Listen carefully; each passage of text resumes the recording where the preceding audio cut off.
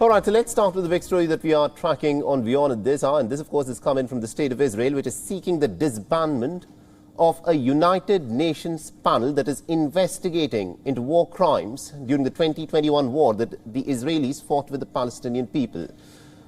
Now, the state of Israel is citing the alleged remarks made by one of the members of the United Nations panel to be anti-Semitic.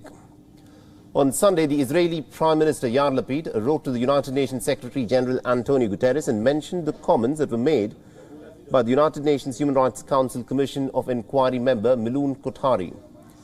Now, he had said, and I quote, "We are very disheartened by the social media that is controlled largely by whether it is the Jewish lobby or by its specific NGOs. A lot of money is being thrown into trying to discredit us." Now, condemning the panel members' remarks, Yair Lapid wrote that these anti-Semitic remarks are a stain on the entire United Nations and are not befitting of a person with such a position of responsibility.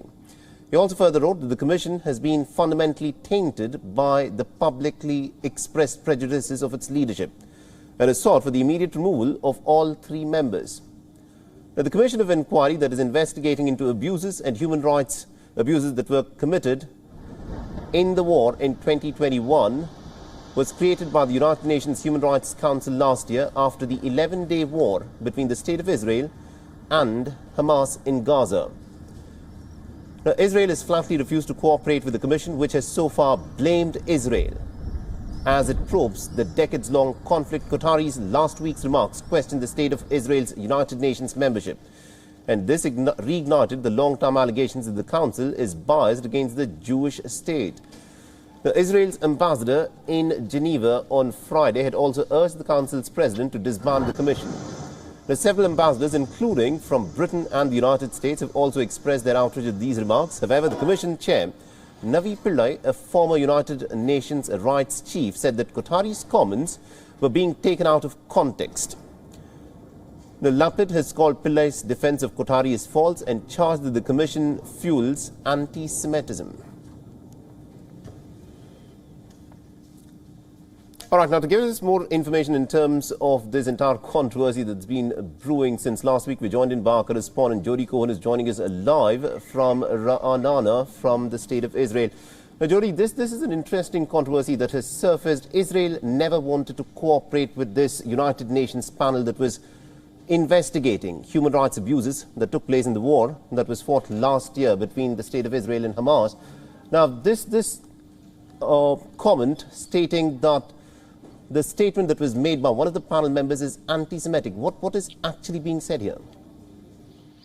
Right, so Prime Minister Lapid has written to UN Secretary General Antonio Guterres calling for the Commission of Inquiry to be disbanded over remarks made by the Commission member Milun Kotari, and which have been considered to be anti-Semitic.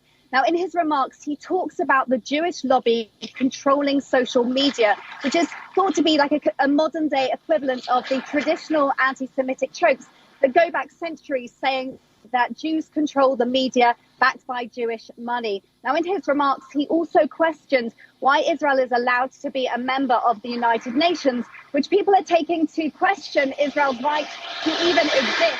And Guterres himself, in a 2017 speech, he referred to the denial of Israel's right to exist as a modern form of anti-Semitism.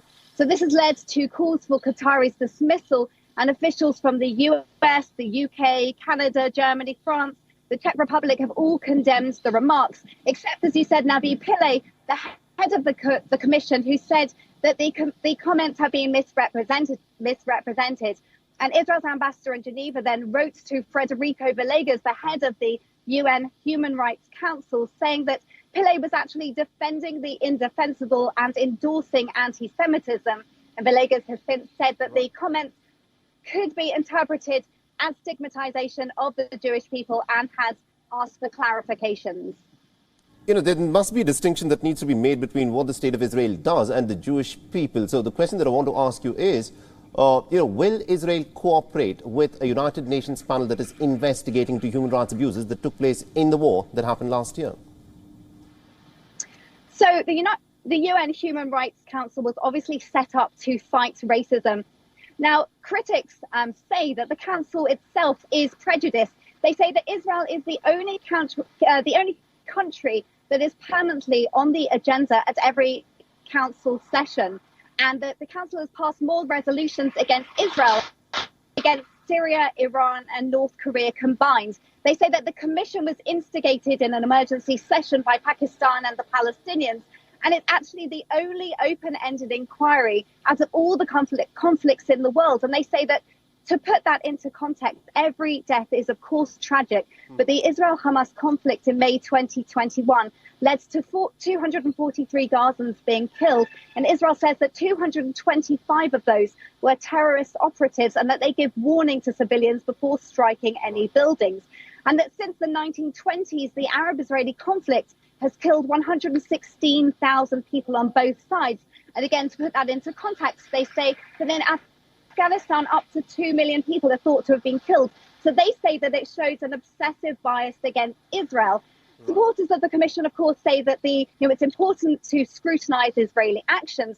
But Israel says that the commission's 3 members have repeatedly taken public and hostile positions against Israel, that they're not impartial or neutral, and that this is a show trial, and that they won't cooperate with the commission. All right, we'll have to leave it there. Thank you very much indeed, Jodie Cohen, for joining us and getting us the Israeli perspective on this entire controversy. And I'm pretty sure we'll be tracking the story very closely here on WION. WION is now available in your country. Download the app now and get all the news on the move.